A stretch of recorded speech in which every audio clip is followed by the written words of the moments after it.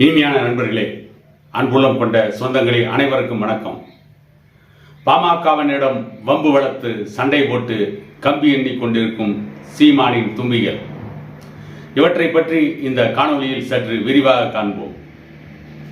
நாம் தமிழர் கட்சியின் ஒருங்கிணைப்பாளர் சீமான் இப்பொழுது திசை மாறிய பறவையாகி அரசியலில் என்ன செய்வது என்று தெரியாமல் உளறி கொட்டிக் கொண்டிருக்கிறார். அவர் உளறி கொட்டிக் கொண்டிருக்கிறார் என்று பார்த்தால், அவருடைய தம்பிகள் பாட்டாளி மக்கள் கட்சியிடம் வம்பு வளர்ப்பதில் குறியாக இருக்கிறார்கள். சீமான் செய்தது, யாருடனும் எந்த கட்சியுடனும் கூட்டணி வைத்துக் கொள்ள மாட்டோம், தனித்தே போட்டியிடுவோம் என்று மார்தட்டி கொண்டிருந்தவர், நடிகர் விஜய் அரசியலுக்கு வந்தவுடன் அவரும் நடிகர் என்பதால் சீமானும் திரைப்படத்தில் நடித்த நடிகர் மற்றும் திரையுலகத்தில் இருந்தவர் என்பதால் அவரோடு கூட்டணி வைத்துக் கொள்ள ஆர்வம் காட்டுகிறார்கள்.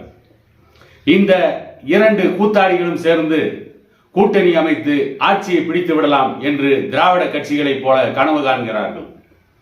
திராவிட கட்சிகளுக்கு மாற்றாக தன்னை காட்டிக்கொண்ட சீமான், திராவிட கட்சிகள் தேர்ந்தெடுத்த அதே சினிமா கவர்ச்சி என்கின்ற பாதையை வைத்து அரசியல் அதிகாரத்திற்கு வந்துவிட முடியுமா என்று முயற்சிக்கிறார்.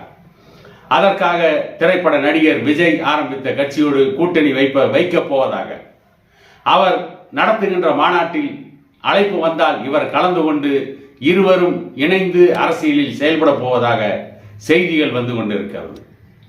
இதிலிருந்து என்ன தெரிகிறது என்றால், சீமானுக்கு கொள்கை கோட்பாடு என்பதெல்லாம் எதுவும் இல்லை. கொள்கை கோட்பாடு என்று சொல்லி மக்களை ஏமாற்றுவதைத்தான் இவரும் கையாள்கிறார் என்று நடுத்தர வர்க்கத்தை சார்ந்த மக்கள், அரசியலில் இருக்கின்ற நடுநிலையாளர்கள் கூறிக்கொண்டிருக்கிறார்கள். இவர் இப்படி இருக்கிறார். இவருடைய தம்பிகள் எடப்பாடி நகரத்தில் என்ன செய்தார் என்று கேட்டால், கார்த்தி என்கின்ற நாம் தமிழர் கட்சியை சார்ந்த ஒரு இளைஞர், அவருடைய தந்தை அதிமுகவை சார்ந்தவர், பாட்டாளி மக்கள் கட்சியின் நிறுவனர் டாக்டர் ஐயாவை பற்றி சமூக வலைதளங்களில் அவதூறாக ஒரு புகைப்படத்தை போட்டு பாட்டாளி மக்கள் கட்சியுடைய நிறுவனர் டாக்டர் ஐயாவை மிகவும் அவமானப்படுத்தி இருக்கிறார்.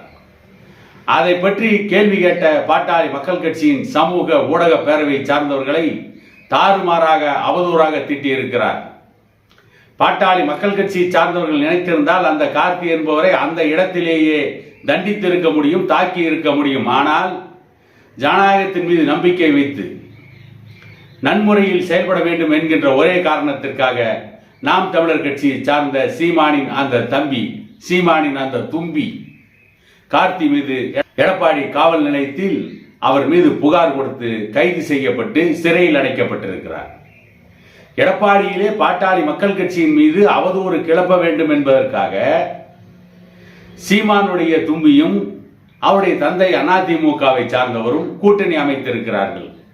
எடப்பாடியில் பாட்டாளி மக்கள் கட்சிக்கு எதிராக அவதூறை கிளப்புவதற்கு நாம் தமிழர் கட்சியை சார்ந்தவரும் அதிமுகவை சார்ந்தவரும் ஒன்றாக சேர்ந்து பாட்டாளி மக்கள் கட்சியின் மீது அவதூறு கிளப்பி இருக்கிறார்கள். சீமான் சமூக நீதியின் காவலர் டாக்டர் ஐயா என்று பேசுவதும், அவருடைய தம்பிகள் பாட்டாளி மக்கள் கட்சிக்கு எதிராக அவதூறை கிளப்புவதும் வாடிக்கையாகவே இருக்கிறது. அதை போலதான் ஜெய்பீம் திரைப்படம் வந்த பொழுது சீமான் அமைதி காத்தாலும் கூட அவருக்கு பின்னாலே இருக்கின்ற இயக்குனர் களஞ்சியம் இன்னும் சிலர் வன்னியர் சமூகத்தின் மீது மிகப்பெரிய காழ்ப்புணர்ச்சியோடு பேசினார்கள். இவற்றையும் பார்த்திருக்கிறோம். இப்பொழுது சீமான் பாட்டாளி மக்கள் கட்சியின் நிறுவனர் டாக்டர் ஐயாவை பாராட்டி பேசிக்கொண்டே பாட்டாளி மக்கள் கட்சிக்கு எதிரான வேலைகளில் ஈடுபடுவது மட்டுமல்ல, சீமான் திசை மாறி இன்றைக்கு சவுக்கு சங்கர் போன்ற கஞ்சா பேர்வழிகளுக்கெல்லாம் வக்காலத்து வாங்குகிறார். சவுக்கு சங்கரை தமிழக அரசு கைது செய்தது சரியா தவறா என்பதை பற்றி சீமான் சொல்லட்டும், நமக்கு அதிலே மாற்று கருத்து கிடையாது. அவர் எது வேண்டுமானாலும் சொல்லிக் கொண்டு போகட்டும், அது அவருடைய ஜனநாயக உரிமை. ஆனால் சவுக்கு சங்கரை கஞ்சா சங்கராக மாற்ற இன்றைக்கு இருக்கின்ற அரசு முயற்சிக்கிறது என்று சொல்கிறார். நான் கேட்கிறேன், சீமான் அவர்களே, சவுக்கு சங்கர் கஞ்சா குடிக்கவில்லையா? சவுக்கு சங்கர் கஞ்சா சங்கர் என்பது உண்மைதான். ஆகவே சவுக்கு சங்கரை கஞ்சா சங்கர் என்று இல்லாமல் சொல்வதற்காக நீங்கள் ஏன் இவ்வளவு பிரயத்தனம் எடுத்துக் கொள்கிறீர்கள்? ஆக சீமான் கஞ்சா குடிப்பதை வரவேற்கிறாரா, ஆதரிக்கிறாரா? கஞ்சா பழக்கம் ஒரு மிகப்பெரிய நல்ல பழக்கம் என்று சொல்ல போகிறாரா? கிட்டத்தட்ட திராவிட கட்சிகளை போல இன்றைக்கு இருக்கின்ற திமுக அரசு போதைப் பொருட்களை, போதை பழக்கத்தை ஒழிப்போம் என்று சொல்கிறது.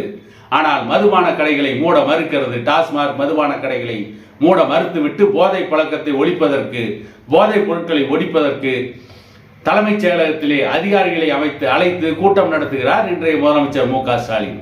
அவருக்கும் சீமானுடைய செயலுக்கும் எந்த வித்தியாசமும் இல்லை. அவர் அதிகாரத்தில் இருந்து கொண்டு டாஸ்மாக் மதுபான கடைகளில் மதுபானங்களை விற்பனை செய்கிறார்கள். இவர் அதிகாரத்தில் இல்லாமல் சவுக்கு சங்கர் போன்றவர்களெல்லாம் கஞ்சா குடிப்பதை ஆதரிக்கிறார்கள். ஆக அதற்கும் இதற்கும் என்ன சம்பந்தம்? இவர்கள் இருவருமே ஒரே குட்டையில் ஊறிய மட்டைகள் என்பது தற்பொழுது தெல்ல தெளிவாக தெரிகிறது. ஏற்கனவே சீமான் பாட்டாளி மக்கள் கட்சியை மோதி பார்த்து ஓட்டம் பிடித்தவர் தான். திருவண்ணாமலை மாவட்டம் பிரம்மதேசத்தில் ராஜேந்திர சோழன் சதய விழாவிலே போய் வன்னியர் சமூகத்திற்கு எதிராக, பாட்டாளி மக்கள் கட்சிக்கு எதிராக சீமான் பேசியதை பார்த்துவிட்டு அந்த பகுதியில் இருந்தவர்கள் திரண்டெழுந்ததற்கு பிறகு அவர் மன்னிப்பு கேட்டுவிட்டு அதற்கு பிறகு நடந்தது ஒரு வருத்தமான சம்பவம், இனி இதுபோல் நடக்காமல் பார்த்துக் கொள்வோம் என்று பேசிவிட்டார். இன்னொரு விஷயம் என்னவென்று கேட்டால், இவருடைய கட்சியை சார்ந்த சாட்டை துரைமுருகன் என்பவர் சமூக வலைதளங்களில் சவுக்கு சங்கருக்கு எதிராக அவர் மீது பல குற்றச்சாட்டுக்களை கூறிக்கொண்டிருக்கிறார். ஆனால் சீமான் சவுக்கு சங்கரை ஆதரிக்கிறார். அப்படி என்றால் இவருடைய கட்சியின் நிலைப்பாடு என்ன? இவர் கட்சியை சார்ந்தவர்கள் நிலைப்பாடு என்ன? சீமான் தெளிவுபடுத்துவாரா? மொத்தத்தில் சீமான் அரசியலில் திசை மாறிய பறவையாகிவிட்டார். சீமானை நம்பினால் இனி தமிழினத்தின் கதி அதோ கதிதான். அதே நேரத்தில் ஈழத் தமிழர்களுக்கு ஆதரவாக ஒரு காலத்தில் கொக்கரித்துக் கொண்டிருந்த சீமான் இப்பொழுது ஈழத் தமிழர்களுக்கு ஆதரவாக பேசுவதையே நிறுத்திவிட்டார். பேசுவதை நிறுத்திவிட்டு அரசியலில் தன்னை ஒரு மனித புனிதராக காட்டிக் கொண்டிருக்கிறார். ஆகவே இவரெல்லாம் தமிழக அரசியலில் மிகவும் மோசமான நடவடிக்கையில் ஈடுபட்டு கொண்டிருக்கிறார். இவருடைய தம்பிகள் இவரை ஒரு படி தாண்டி இன்னும் மோசமான நடவடிக்கையிலே ஈடுபடுகிறார் என கூறி இன்னொரு காணொளியில் உங்களை சந்திக்கும் வரை உங்களிடமிருந்து விடைபெறுவது உங்கள் எடப்பாடி துரைசாமி.